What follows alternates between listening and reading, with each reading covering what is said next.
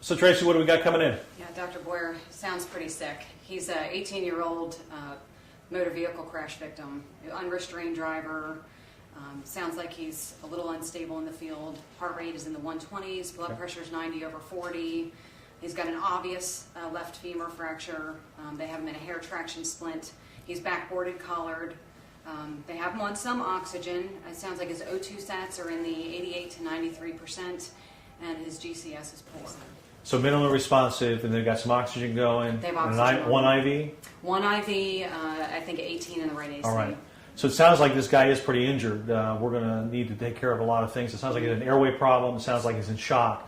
So there are a couple quick things we need to do very quickly when he gets here is let's make sure that we got our airway stuff ready to go. It sounds like he need to be intubated. So we got everything we need? I got everything out. All right. And Betsy, it sounds like he's only got one IV. So when he arrives, what I'd like you to do is put a second IV in on his other side that he doesn't have one. We'll get some blood out of that when we do it. Also, if you would call the lab and x-ray before he gets here, make sure they come and help us out. And Tracy, when he gets here also, I'm going to look at his airway, and while I'm doing that, can you put him on a monitor and a blood pressure cuff? Yes, sir. And let me know immediately what the vital signs are so we can go from there. And I guess the other thing we ought to think about is this guy's probably bleeding a fair amount from the sounds of it, so let's notify the blood bank, and let's get the massive transfusion protocol on standby and make sure that we got that ready to go. Also sounds like this guy is a little too sick for us to keep here.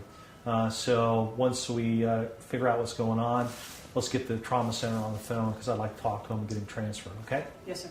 All right. Any questions? Nope. Ready. All right, let's do it.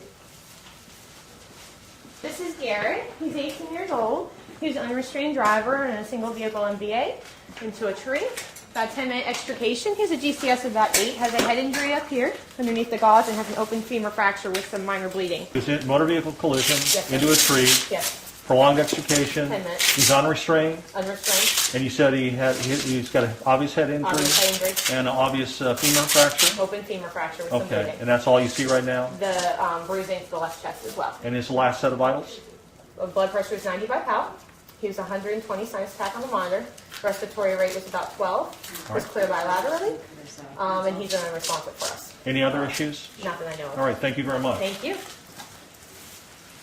All right, guys, this guy looks like he's got a lot of injuries, and let's do this in a nice systematic fashion. We're going to start with our ABCs. So Tracy, while I'm assessing the airway, I want you to put some leads on. Let's get a blood pressure. And Betsy, if you can come over here on this side and help me with the airway. Looks like he's breathing about 20 times a minute. Sir, can you open your eyes? Sir, what's your name?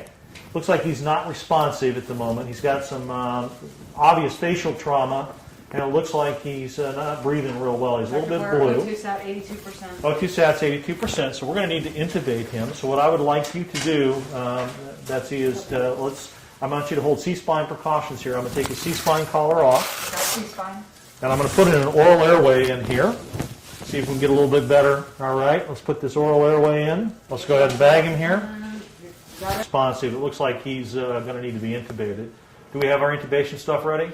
Everything's right behind you, ready to go. All right, can you bag him here while I grab that? I got it. Can you come off for a second? Let me just take a look here. Looks like we got a little bit of blood in there. Let me suck that out. All right. Suction. Suction. All right, good. Great. All right, let me just take a peek here.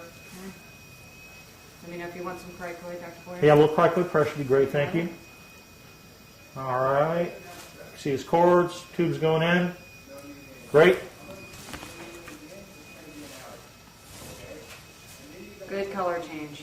Good Right. color change. All right, let's get him hooked up to a ventilator. In the meantime, let's put the C-spine collar back on, protect the C-spine. All right, and let me take a listen to his lungs. Betsy, there's a little bit of bleeding there. Put some pressure on that if you would. Can we call for respiratory and a ventilator, please? Got it. I got good breath sounds on both sides, a little bit less on the left than the right. He's got some bruising on his left chest. So let's see what we got. His airway is taken. We've got him as intubated. His pulse ox has come up to 96%. What are our vital signs doing? Looks like his heart rate's 115 and his blood pressure's 90/42. All right. So it looks like he's a little bit in shock. We've got airway and breathing taken care of. Is he bleeding One anywhere IV here. actively? Did you want a second one? So he's bleeding down here on the leg. Can we get some more help? Hey, Will, can you help us? Yep, come on. Dr. Boyer, would you like a second IV? Yes, let's start a second large bore IV, and let's hang normal saline. And how much IV is go fluid? Put some pressure on that if you would, please. You keep bagging. Start a second IV over here, Tracy, if you would.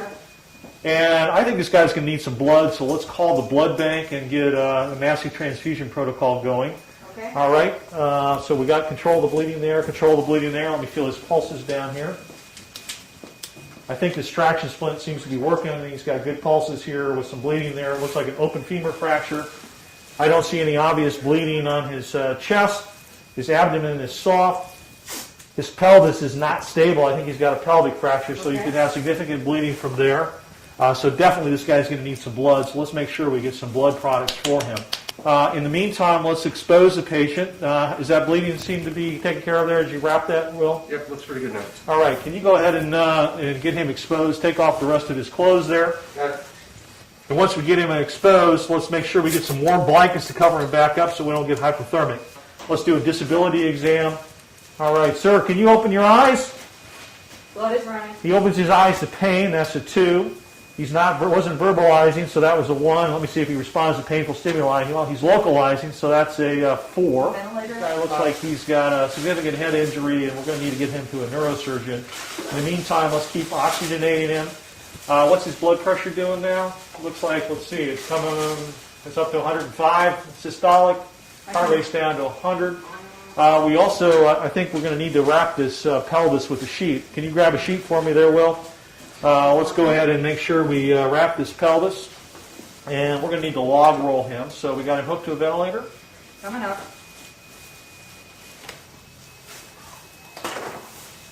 All right, this is going to be on your count. You count it down for us on the count of 3. If you're 1, 2, and 3. All right, let me get this backboard out. Watch the IV. And I'm going to examine the spine here to make sure there's no step off. Feels like there's no step off here. Let's do a rectal exam. I need some jelly for that. All right. All right.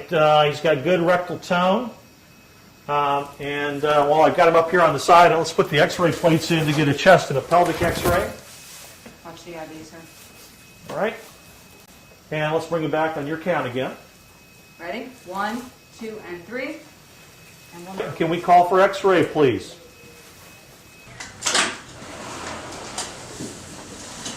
All right, we'd like a chest and a pelvis. Yes, sir.